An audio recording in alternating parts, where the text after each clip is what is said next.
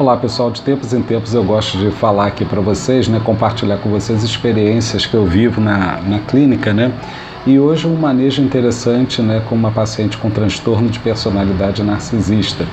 Essa paciente, como bem caracterizada nesse transtorno, tem todo um ego inflado, uma visão de si super inflamada e como estratégia comportamental acaba usando a arrogância, para poder manter as crenças disfuncionais, E hoje aconteceu um episódio muito interessante. Eu estou aqui no Brasil, e eu atendo online a ela, e ela está num outro país, E a nossa sessão estava marcada às 11 horas e eu já prevendo que eu fosse me atrasar, eu mandei um WhatsApp para ela com alguma antecedência avisando desse atraso.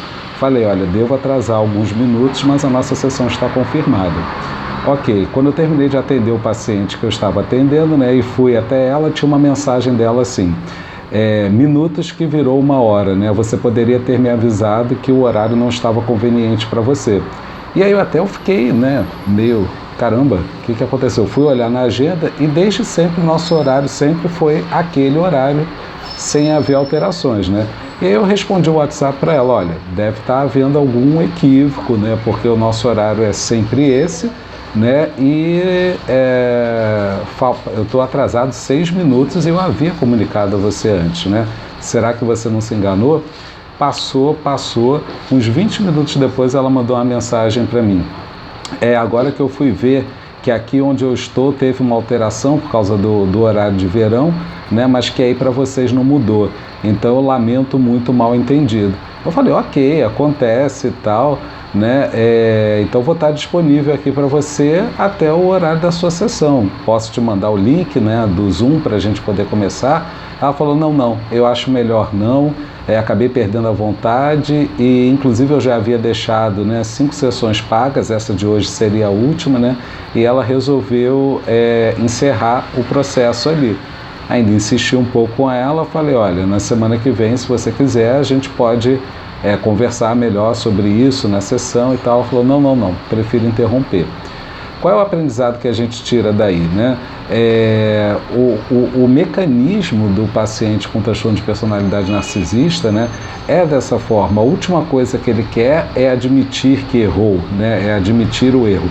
Por mais que eu tenha tido a habilidade, para não deixá-la constrangida, perguntar se não foi um equívoco, tudo isso não foi suficiente porque ela se sentiu extremamente exposta por ter cometido esse erro, por ter errado dessa forma, E a gente sabe que nos transtornos de personalidade os pacientes usam modos infantilizados, de lidar com os problemas, de manejar situações, Então ficou muito claro para mim que ela não queria fazer a sessão hoje porque ela ficou envergonhada do comportamento dela, mas não tem ainda neste aspecto a maturidade psicológica para reconhecer isso e deixar passar.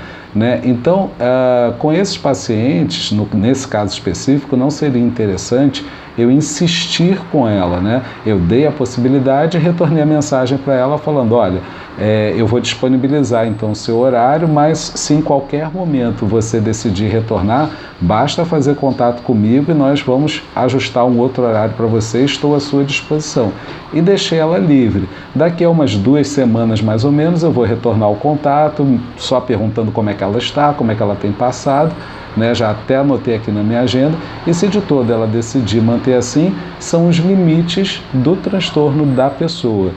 Insistir dali para frente, eu talvez engesse ainda mais as crenças dela, o esquema dela de arrogo, de olha, tá vendo como é que ele está me procurando, tá vendo como é que eu sou importante e tal, Equilibrar essas coisas é fundamental, ainda que de repente nesse momento eu perca essa paciente, isso vai ser muito mais saudável para a relação terapêutica do que insistir pelo simples medo de perder o paciente. Espero ter ajudado vocês, aguardo seus comentários aí, tá bom?